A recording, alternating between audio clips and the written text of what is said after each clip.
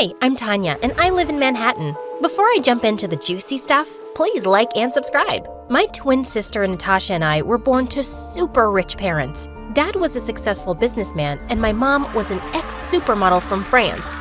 And a little wacko in the head. Growing up, Mom told us all the amazing things about her country.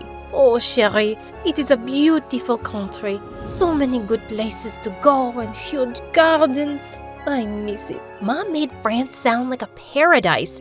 And while I got attracted to its beauty, language, and culture, Natasha was fascinated by its fashion and style. I wanted to go there so badly that I practically begged my dad every year for a vacation. Not this year, princess. Maybe when my Natasha becomes a famous model, we'll all go to Paris Fashion Week, Mom said. And she was serious. Mom was obsessed with making Natasha a supermodel. She got her to participate in all the baby pageants, and by the time we turned 5, Natasha's face was on every cereal box in the country. She was famous and evil. At school, she walked around like she owned the place, and at home, she was horrible to all the people who worked for us. She flaunted the fact that she was half French, and the worst was when she spoke in her terrible French accent. One time, Natasha caught our maid's son plucking flowers from our garden, and she went crazy. How dare you?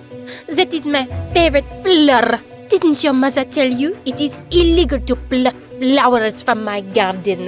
Stupide. The boy looked confused as hell. What? You're fired, you moron. The poor boy was horrified, and the next day he left with his mother. He was just a kid. Why do you have to be so rude all the time? Why do you have to be so rude? Because I can and because he deserved it. Who knows what else he might have stolen? Don't be such a wuss now. Dad tried his best to be there for me, but he was hardly ever around. He was always flying on business trips and bought us the most expensive gifts. When everyone was asleep, he would secretly slip in an extra gift just for me. This is the author's copy of your favorite book.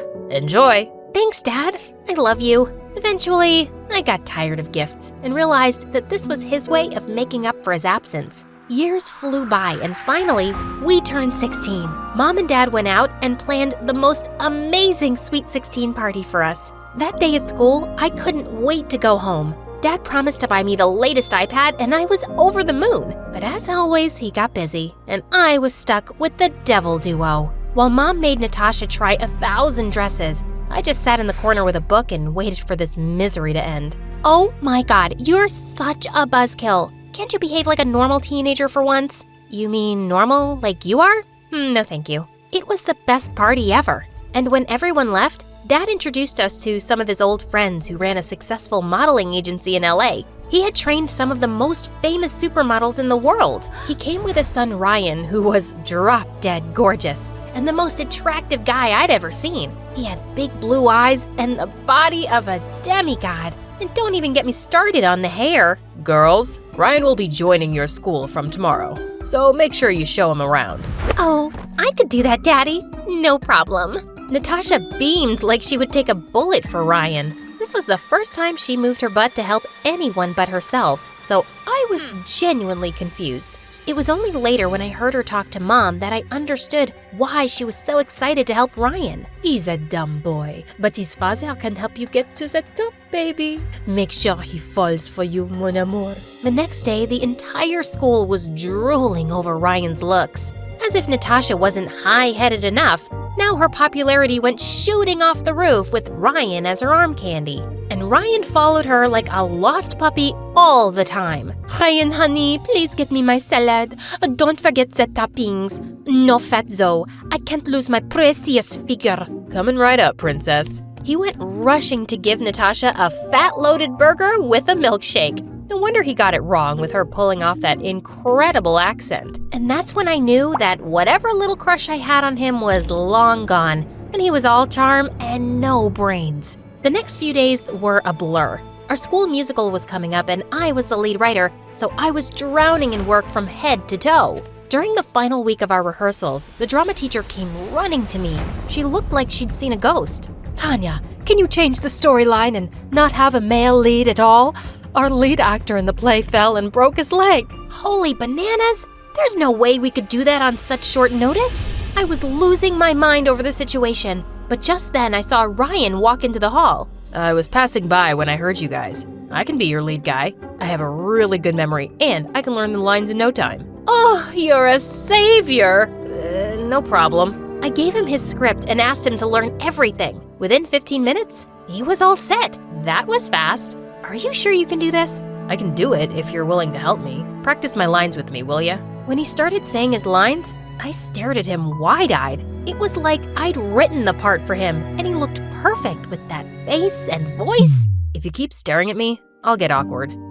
Sorry. Anyway, you keep practicing. I gotta go. I have a class. I'll see you tomorrow. I hurried to the door to find Natasha fuming in anger. I had no idea that she'd been standing there all this time, watching us like a hawk. What the hell was that? What was what? I saw how you were looking at him. Listen, you nerd, I know you're my sister and all, but don't you dare make a move on Ryan. He's gonna ask me out, and I don't want you, of all people, to ruin this. Just dive into your books and buzz off. Okay, you jealous freak. I wasn't making a move on your boy toy. We were practicing for the school musical. Also, why do you care? You don't even like him. You're only using him so you could reach his dad and become famous. Don't make that face. I know what you and Mom are plotting. Natasha turned red and charged onto me like a raging bull. We broke into a fight, and by the time our teachers broke us apart, she had a massive blue mark smack in the middle of her face. I have a shoot today, you moron! Look what you've done!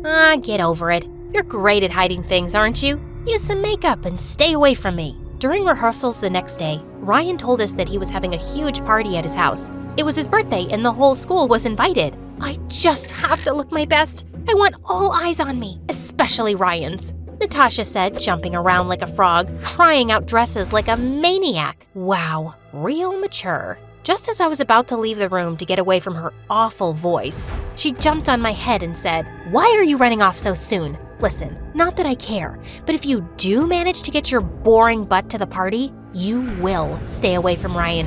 Do you get me? I will legit throw you in the barn if you say a word to him. Make all the assumptions in the world you want to. I like my life drama-free." And I walked back into the room, leaving Natasha sizzling in anger. The next day after the party, everyone waited for Ryan at the rehearsals, but he never showed up. I called him a million times, but he kept rejecting my calls. I searched and searched for him and finally found him sitting on the bleachers. Hey, we've been waiting for you for the past hour. You should have told us if you were planning to ditch us at the last moment. Go away, Tanya. I'm not in the mood. Ryan looked sad. I sat next to him and asked him what was wrong. Yesterday was my birthday, and all I wanted to do was spend some time with Natasha. I honestly really like her, but she never even wished me a happy birthday. She came to the party, went straight to meet my dad, and then she just vanished. My heart went out to Ryan. He deserved so much better than my evil sister. Natasha can be mean sometimes. She's the pampered one. Hang in there.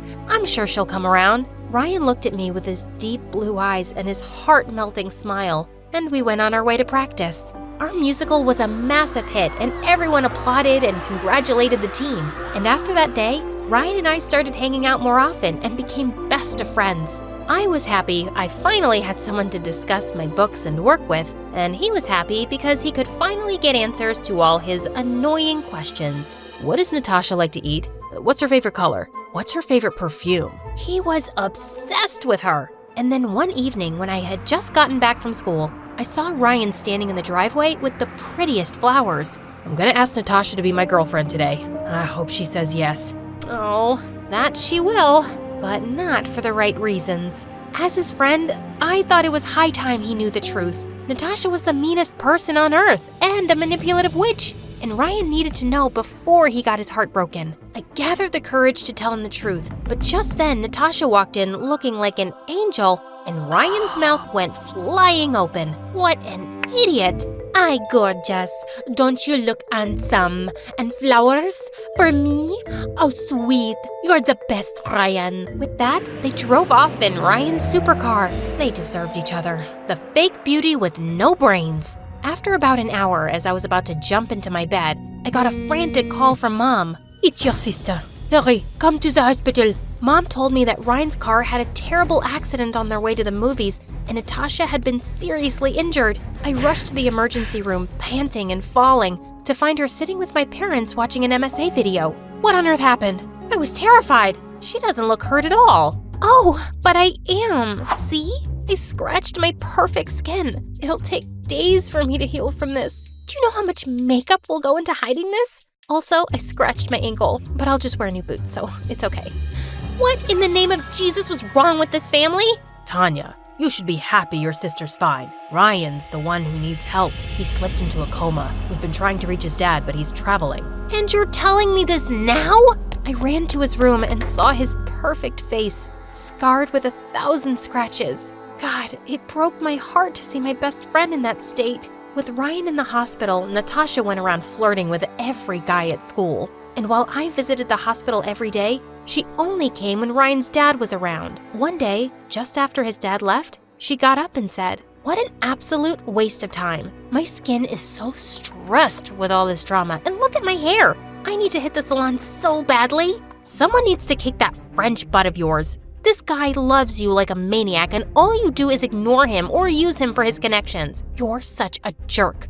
Oh, save it, dear sis. I did what I had to become successful, and I regret nothing. I know you like him. Keep him for all I care. He's no use to me lying in that bed, and his dad just doesn't seem to be taking the hint. I'm too good for him anyway, and my perfect body isn't meant to be someone's nanny. With that, she simply turned around and walked off. Unbelievable! Ryan woke up the next day, and the doctors told us that his injury would take months to heal. His father took him to one of the best hospitals in the States, and they left. I had no way to keep in touch with him now, and that made me super anxious. But just then, the biggest opportunity knocked at my door. We were having a writing competition at school, and the winner was going to take home a $1,000 cash prize and a scholarship to a playwriting school in France. This was a dream come true, and I knew I had to be the best. No excuses. I decided to leave everything aside and give it my all, and when the results were announced, I'd won! On the last day of school, as I was clearing my locker,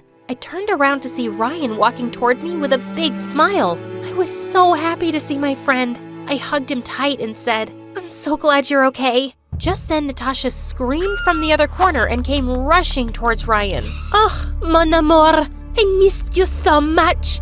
I was so worried." Drop the act, Natasha. And while you're at it, drop that accent too. I'm not gonna fall for your tricks now. I know you used me. That day at the hospital while you argued with Tanya, I was awake and I heard everything. You can kiss your dreams of working with my dad goodbye. Whatever.